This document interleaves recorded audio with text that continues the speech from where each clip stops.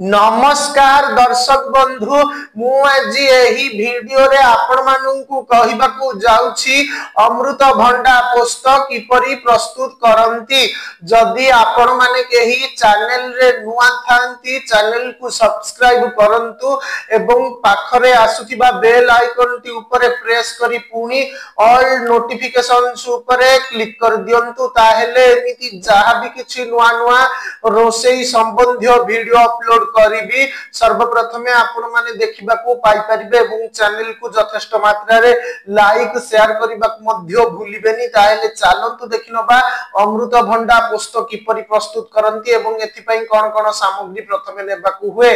परिमाण 500 ग्राम अमृत भंडा, 100 ग्राम पोस्त, 5टा कंचा लंका, 5 ग्राम कला जीरा, 20 ग्राम तेल, आवश्यक मुताबक लूण।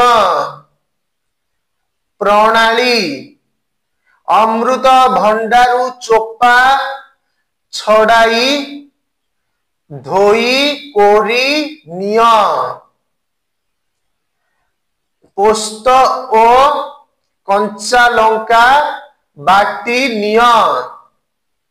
कड़ई रे तेल गरम करी कला जीरा फुटाओ। सेथिरे अमृत भंडा कोरा पकाई लूण देई घांटी दियो। कंचा लंका ओ पोस्त को बाटी नियो।